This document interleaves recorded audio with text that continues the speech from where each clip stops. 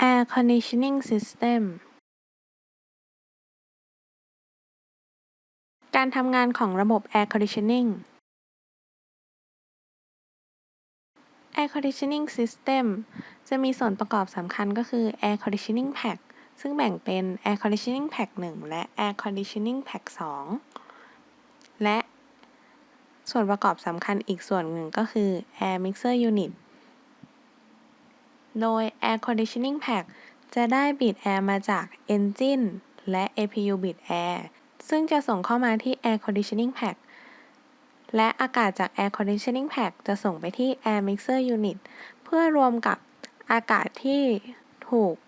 Cabin Fan ดูดออกมาจากเคบินแล้ว Mixer Unit ก็จะส่งอากาศนี้ไปให้ในส่วนของ Cockpit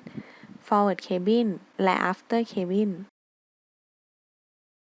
แต่เมื่อ Air Conditioning Pack 1 และ 2 ใช้งานไม่ได้ เราจะได้ Emergency Lamp Air เข้ามาช่วยทำงานแทนในส่วนนี้ แล้วส่งอากาศเข้าสู่ Air Mixer Unit โดยตรง นี่คือภาพของ Engine และ APU ที่ส่งบีดแอร์ไปให้ Air Conditioning Pack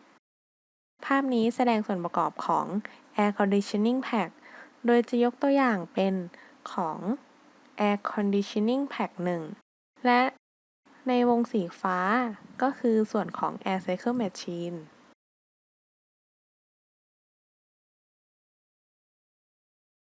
Air Cycle Machine จะมีอยู่ 3 ส่วนด้วยกันก็คือ ส่วนของแฟน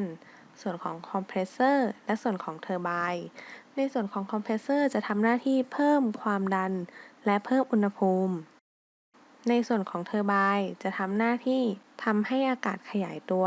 ลดความดันและลดอุณหภูมิ โดยจะส่งอุณหภูมิที่เย็นนี้ไปหล่อเลี้ยงในส่วนของเพลาเพื่อไม่ให้เกิดความร้อนมากเกินไป และส่งอากาศที่มีอุณหภูมิเย็นต่อไปยังที่ Mixer Unit ต่อไปจะเป็นกระบวนการทำงานในส่วนของ Air Conditioning Pack ค่ะ ภาพแสดงส่วนของ Air Conditioning Pack Air Cycle Machine Mixer Unit และส่วนประกอบอื่น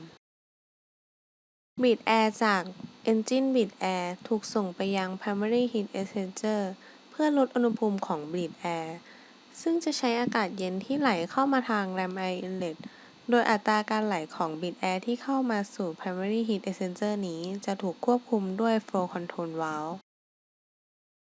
หลังออกจาก Primary Heat Exchanger อากาศที่ถูกลดอุณหภูมินี้จะถูกส่งต่อไปยังคอมเพรสเซอร์เพื่อเพิ่มความดันและอุณหภูมิให้สูงขึ้น ให้มีความดันมากพอตามที่ระบบต้องการ หลังจากอากาศถูกเพิ่มความดันและอุณหภูมิแล้ว จะถูกส่งต่อไปที่ Main Heat Exchanger เพื่อลดอุณหภูมิของอากาศ สำหรับ Main Heat Exchanger นี้ จะใช้อากาศจาก Ram Air Inlet เพื่อช่วยในการลดอุณหภูมิของอากาศที่เข้ามาใน Main Heat Exchanger อากาศจาก Main Heat Exchanger จะถูกส่งต่อไปที่ Reheater เพื่อช่วยลดอุณหภูมิของอากาศ โดยในส่วนนี้จะได้อากาศเย็นที่มาจาก Water Attractor มาช่วยลดอุณหภูมิ อากาศที่ถูกลดอุณหภูมิจาก Reheater จะถูกส่งมาที่ Condenser เพื่อลดอุณหภูมิของอากาศนั้น และยังช่วยเพิ่มอุณหภูมิให้อากาศที่มาจากเทอร์ไบน์อีกด้วย อากาศที่ออกมาจากคอนเดนเซอร์จะมีความชื้นมาก จึงต้องส่งอากาศนั้นต่อมาที่ Water Attractor เพื่อใช้แรงเหวี่ยงในการแยกน้ำออกจากอากาศ โดยในส่วนของน้ำจะถูกเก็บไว้ที่ Sump เพื่อส่งไปให้ Water Injector น้ำที่ได้จากซัมใน Water Attractor จะถูกส่งต่อไปที่ Water Injector เพื่อช่วยเพิ่มความเย็นให้อากาศจาก Ram Air Inlet เพื่อใช้อากาศนั้นเป็นตัวทำความเย็นให้ในส่วน Main Heat Exchanger และ Primary Heat Exchanger ส่วนอากาศแห้งและเย็นที่ออกมาจาก Water Attractor จะถูกส่งไปช่วยทำความเย็นในส่วนของ Reheater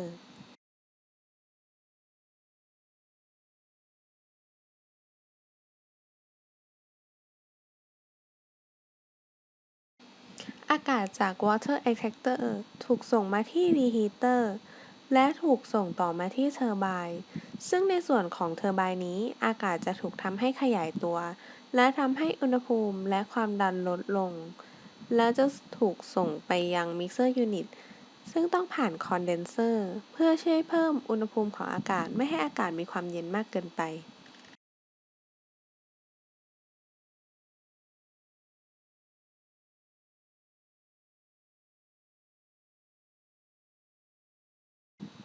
และก่อนจะถึง Mixer Unit นั้น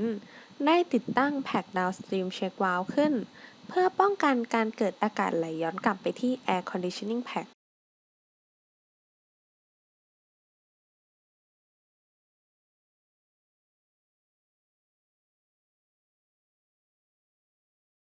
Mixer Unit จะรวบรวมอากาศทั้งจาก Air Conditioning Pack 1 Pack 2 และ Cabin Fan หรืออากาศที่ถูกดูดมาจากเคบินเพื่อผสมกันแล้วส่งต่อไปยัง Cockpit Forward Cabin และ After Cabin โดยใน Mixer Unit จะมี Mixer Unit Flap Actuator ในการควบคุมอากาศที่ไหลเข้า Cockpit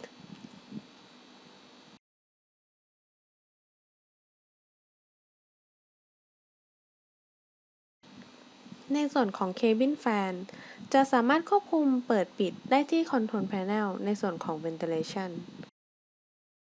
และเมื่อ Air Conditioning Pack 1 และ Pack 2 ไม่สามารถใช้การได้ยังมีอุปกรณ์ฉุกเฉินคือ Emergency Ram Air Inlet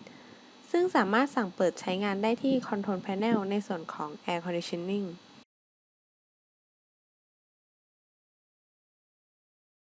เมื่ออากาศจาก Mixer Unit ที่ส่งเข้ามายัง Cockpit Forward Cabin และ After Cabin มีอุณหภูมิต่ำเกินไปจึงมี Hot Air Manifold ช่วยเพิ่มลมร้อนให้กับอากาศที่มาจาก Mixer Unit สามารถปรับอุณหภูมิของอากาศที่ออกจาก Hot Air Manifold ได้ด้วย Trim Air Valve ซึ่งควบคุมได้จาก Control Panel ในส่วนของ Air Condition สามารถปรับได้ 3 ส่วนคือ ส่วนที่จะส่งอากาศไปยัง Cockpit ส่วนที่จะส่งอากาศไปยัง Forward Cabin และส่วนที่จะส่งอากาศไปยัง After Cabin ภาพต่อไปนี้แสดงภาพการเดินทางของอากาศในส่วนต่างๆของแผนภาพ Air Conditioning System Air Conditioning System Control and Indicating ภาพนี้แสดงในส่วนของ Air Conditioning Control Panel Pack Flow Control Valve Push Bottom ควบคุมการไหลของ Pack 1 และ Pack 2 เป็นระบบไฟฟ้าและนิวเมติกเมื่อกดปุ่ม Off จะแสดงไฟสีขาวขึ้นคือหยุดการทำงานของระบบไฟฟ้าวิดีโอตัวอย่างการทำงานของ Pack Flow Control Valve Push Bottom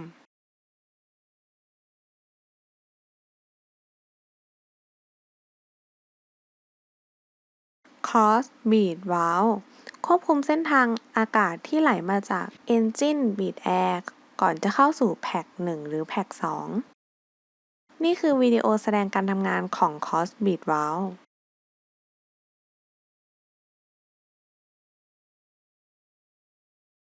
Pack Flow Selector ควบคุมปริมาณการไหลของอากาศ เลือก Low เมื่อผู้โดยสารน้อยกว่า 81 คน เลือก High เมื่อมีสภาพอากาศร้อนและชื้นกว่าปกติ Hot Air Valve Push Bottom เป็นระบบนิวเมติกเมื่อแสดง Off ระบบไฟฟ้ารวมถึง Trim Air Valve จะหยุดทำงาน เมื่ออุณหภูมิในท่อสูงกว่า 88 องศาเซลเซียสจะหยุดการทำงานโดยอัตโนมัติ วิดีโอแสดงการทำงานในส่วนของ Hot Air Valve Push Bottom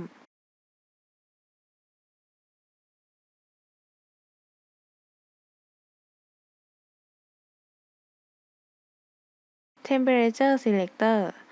คอยควบคุมอุณหภูมิ Cockpit Forward Cabin และ After Cabin เป็นการควบคุม Trim Air Valve เพื่อปรับความร้อนให้โซนที่กำหนด วิดีโอแสดงการทำงานของ Temperature Selector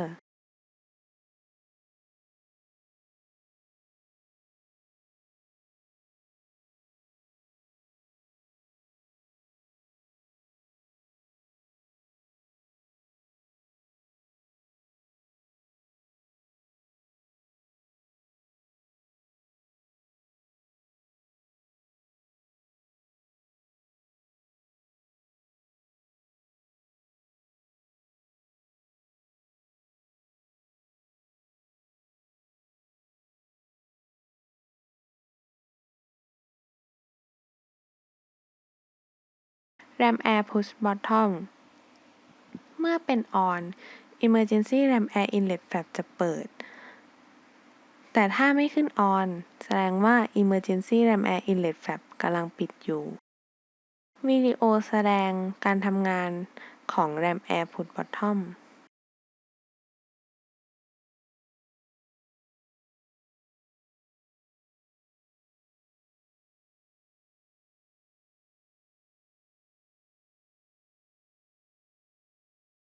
Econ Flow Push Bottom ควบคุมการไหลตามจำนวนผู้โดยสารและสภาพแวดล้อม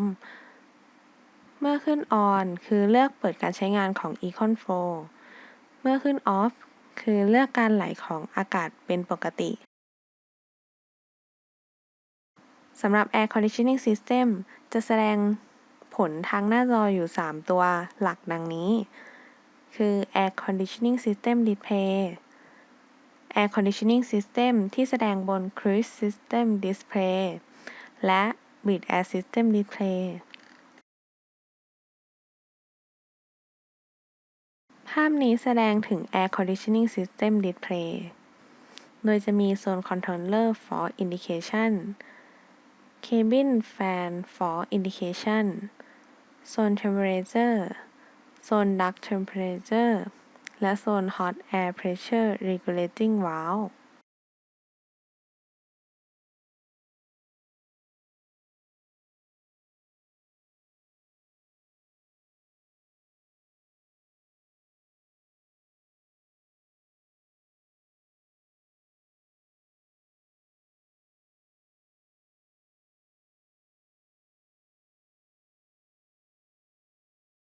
ภาพนี้แสดงถึง Air Conditioning System ที่แสดงบน Cruise System Display จะมีการแสดงผลของ Differential Pressure Indication Landing Gear Elevation Auto Indication Landing Elevation Cabin Vertical Speed และ Cabin Altitude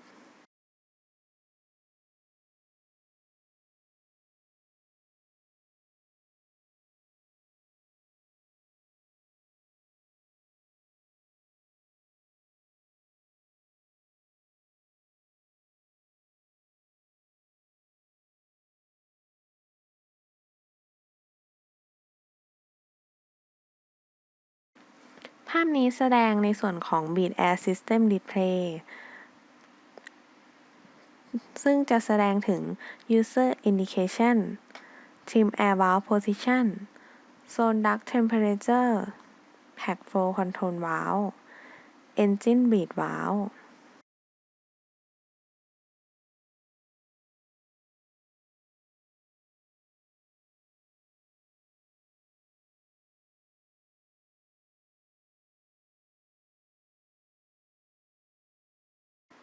และแสดงถึง Anti-Ice Indication Ram Air Inlet Cross Bleed Valve Ground High Pressure Air Connection Indication High Pressure Bleed Valve